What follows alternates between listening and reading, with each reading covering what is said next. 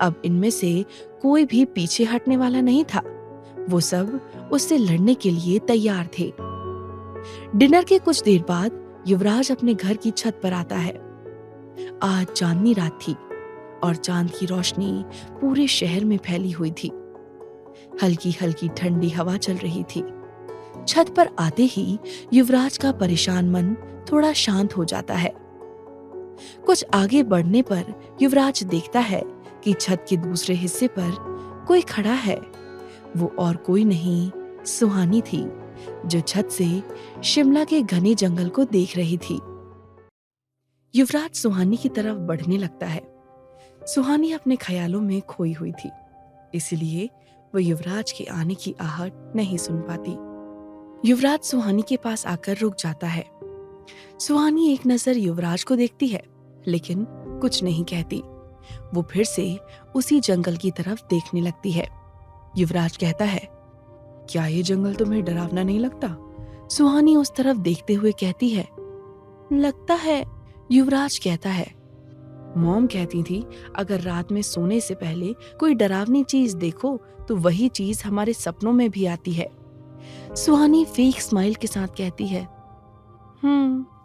मेरे सपने इससे भी ज्यादा डरावने होते हैं। युवराज की नजर सुहानी पर रुक जाती है।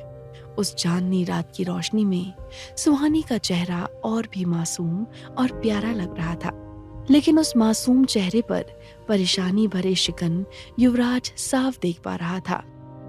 वो सुहानी की हर परेशानी दूर करना चाहता था, लेकिन अभी ये उसके बस में नहीं था। युवराज सुहानी को देखते हुए कहता है, तुम क्या सोच रही हो? सुहानी अपनी नजरें युवराज पर लगाकर कहती है, समझ नहीं आ रहा है मेरे साथ क्या हो रहा है। आज से 6 महीने पहले मेरी लाइफ बिल्कुल सिंपल और सॉर्टेड थी। फिर मैं शिमला आई और आपसे मिली।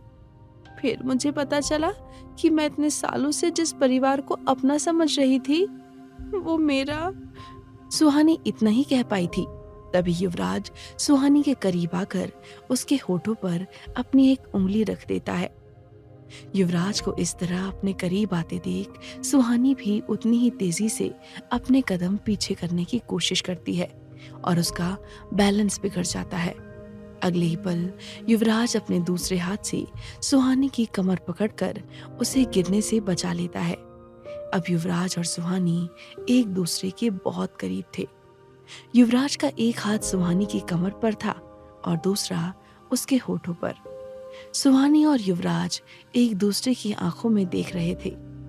एक दूसरे के इतने करीब होने से उनके दिल की धड़कन बहुत तेज चल रही थी।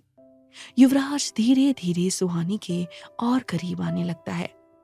जैसे जैसे युवराज आगे बढ़ रहा था, सुहानी की घबराहट भी बढ़ती जा रही थी। युवराज उसके चेहरे के इतने नजदीक आ जाता है कि उनके चेहरे के बीच सिर्फ 1 इंच का फासला रह जाता है। युवराज और आगे बढ़ता है और अपना चेहरा सुहानी के कान के पास ले जाता है। युवराज सुहानी के कान में धीरे से कहता है, तुम्हें अपनी फैमिली या अपने परिवार की सच्चाई के बारे में सोच समझ कर कहना चाहिए। अगर कोई और तुम्हारी सच्चाई जान जाता है तो उससे तुम्हारे लिए खतरा बढ़ जाएगा। युवराज की बातें सुनकर सुहानी की जान में जान आती है। उसे नहीं पता था कि युवराज उससे ये कहने के लिए उसके इतने पास आ रहा था। सुहानी अब भी युवराज की सांसों को अपने गले पर महसूस कर पा रही थी। युवराज धीरे धीरे पीछे हटते हुए पहले सुहानी के होठों से अपनी उंगली हटाता है और फिर उसकी कमर से अपना हाथ। अब सिचुएशन उन दोनों के लिए इतनी ऑकवर्ड हो गई थी कि उनका वहां एक साथ खड़े रहना मुश्किल हो गया था। ये देखकर युवराज वहां से जाने लगता है। उसे जाते देख सुहानी युवराज से कहती है, युवराज सर। युवराज के कदम रुक जाते हैं। वो बिना पीछे मुड़े कहता है, सुहानी कहती है, आप हमें अपने घर क्यों लाना चाहते थे?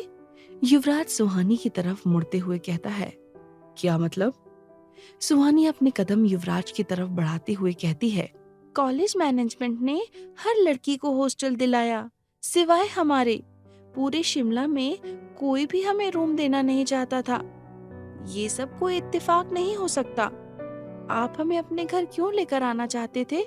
युवराज पहले से जानता था कि सुहानी ये बात जरूर समझ जाएगी, लेकिन उसके पास सुहानी के सवाल का कोई जवाब नहीं था। सुहानी एक गहरी सांस लेकर कहती है, आप हमें अपने घर लेकर क्यों आना चाहते थे? युवराज उसकी आंखों में देखने लगता है। उसे समझ नहीं आ रहा था कि क्या कहे। सुहानी युवराज के जवाब का इंतजार कर रही थी। युवराज बिना किसी एक्सप्रेशन के कहता है, गुड नाइट। ये कहकर वो नीचे जाने के लिए सीढ़ियों की तरफ बढ़ जाता है। सुहानी युवराज को वहां से जाते हुए देखती रह जाती है। तभी युवराज के कदम रुक जाते हैं और वो बिना पीछे मुड़े कहता है, तुम्हें भी अब अपने रूम में चले जाना चाहिए। इतनी रात तुम्हारा छत पर रहना सेफ नहीं है। ये कहकर युवराज आगे बढ़ जाता है। उसे जाते देख सुहानी अपना मुंह बनाते हुए कहती है, चाहे कुछ भी हो जाए, ये कभी नहीं मानेंगे कि इन्हें मेरी फिक्र है। ये कहकर सुहानी भी नीचे अपने कमरे के अंदर जाती है तो वो देखती है कि विवेक उसी के कमरे में है और वो निशा के साथ कुछ डिस्कस कर रहा है। सुहानी उनके पास जाकर कहती है, क्या हुआ? मैंने कुछ मिस कर दिया क्या? विवेक और निशा की नजर सुहानी पर जाती है। निशा शिकायत भरे लहजे में कहती है, सुहानी तू कहाँ थी यार? मैंने तुझे पूरे घर में ढूंढ लिया। विवेक भी सवालिया नजरों से सुहानी को देख रहा था। सुहानी उन दोनों से अपनी नजरें हटाकर कहती है, मैं छत पर थी। सुहानी का जवाब सुनकर विवेक कंफ्यूज हो जाता है, जबकि निशा की आंखों में चमक आ जाती है। वो मुस्कुराते हुए कहती है, छत पर अकेले थी या युवराज सर के साथ? सुहानी शर्माने लगती है और नॉर्मल एक्ट करते हुए कहती है, वो मतलब युवराज सर तेरे साथ थे?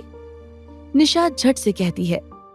ये सुनकर विवेक सुहानी के पास आता है और अपने कंधे से उसके कंधे को टकराते हुए कहता है, क्या बात हुई? सुहानी का चेहरा अब शर्म से लाल हो जाता है। वो उन दोनों से दूर जाते हुए कहती है, कोई बात नहीं हुई, बस वो आए और चले गए। ये सुनकर निशा और विवेक सुहानी को चिढ़ाते हुए एक साथ कहते हैं, वो कौन?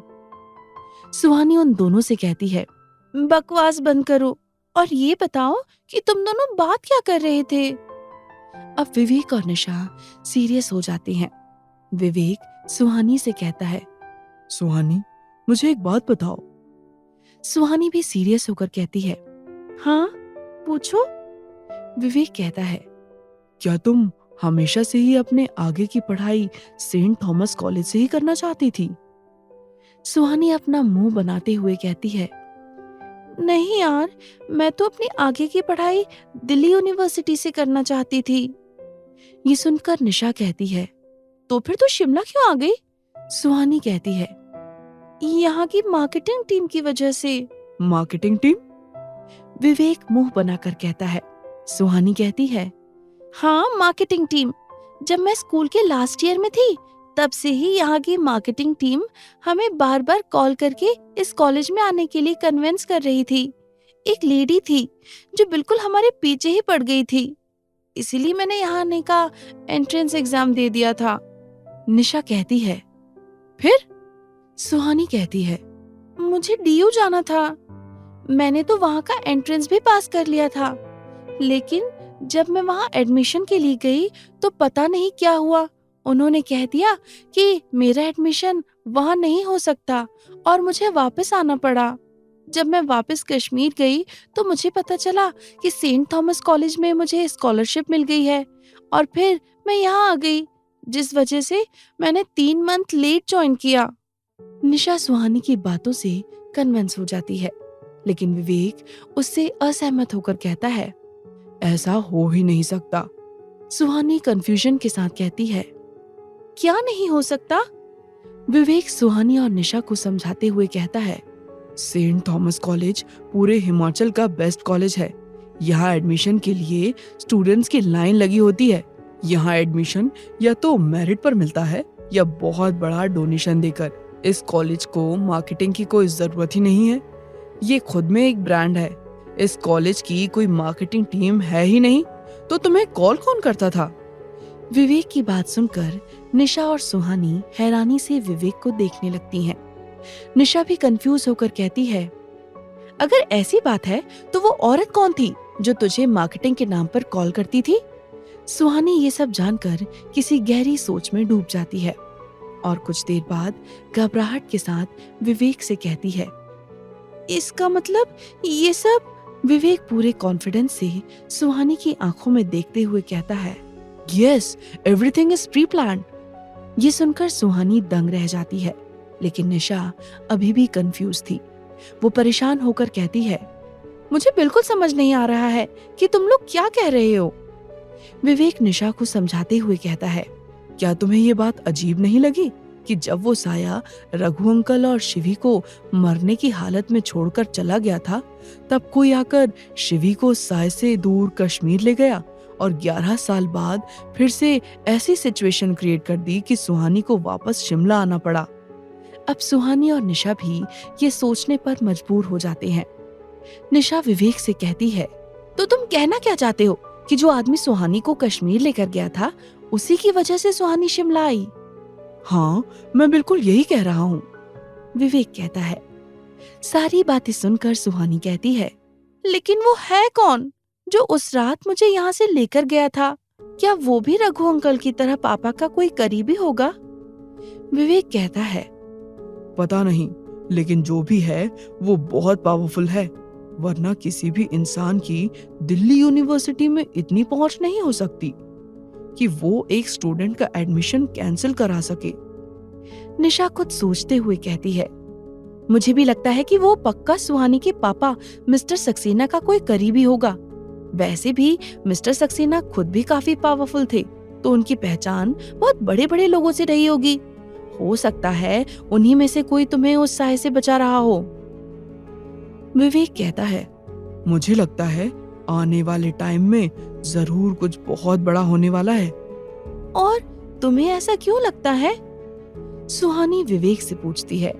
विवेक समझदारी से जवाब देता है, अगर वो इंसान चाहता तो तुम्हें कुछ साल पहले या कुछ साल बाद यहाँ लेकर आ सकता था, लेकिन अगर वो तुम्हें इसी समय यहाँ लेकर आया है तो इसकी भी कोई बहुत बड़ी वजह होगी।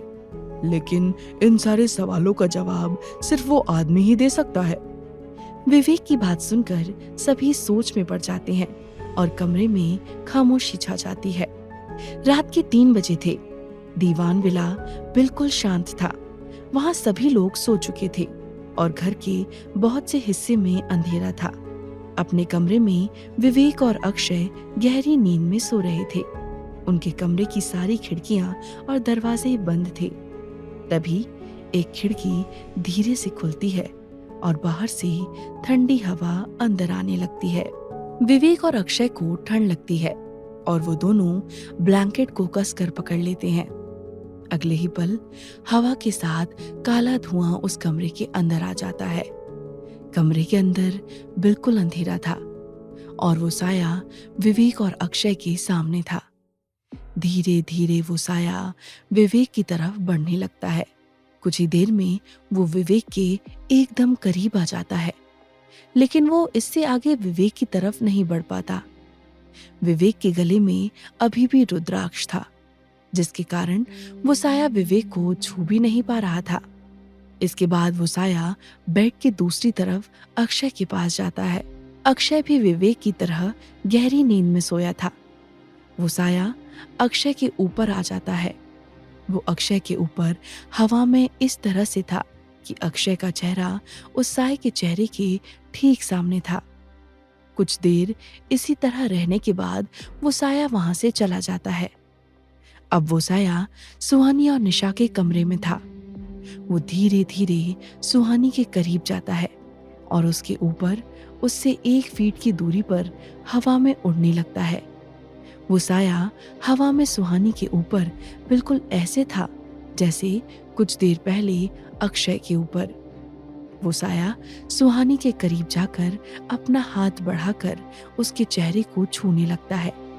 सुहानी को जब उसका एहसास होता है तो उसके चेहरे पर बेचैनी के भाव आने लगते हैं, लेकिन वो नींद से नहीं जागती। वो साया धीरे धीरे सुहानी के और करीब जाने लगता है, जैसे वो उसके शरीर में प्रवेश करना चाहता हो। जैसे जैसे वो साया सुहानी के करीब जा रहा था, वैसे वैसे उसकी बेचैनी भी बढ़ती जा रही थी। जब वो साया सुहानी के बिल्कुल करीब पहुंच जाता है, तभी कमरे का दरवाजा खुलता है। दरवाजा खुलते ही वो साया रुक जाता है और युवराज कमरे के अंदर आ जाता है। आगे की कहानी जानने के लिए देखें अगला एपिसोड सिर्फ पॉकेट एफएम के यूट्यूब चैनल पर, और साया अ कर्स्ड लव स्टोरी के सारे एपिसोड्स को सुनने के लिए डिस्क्रिप्शन में दी लिंक से डाउनलोड करें पॉकेट एफएम ऐप।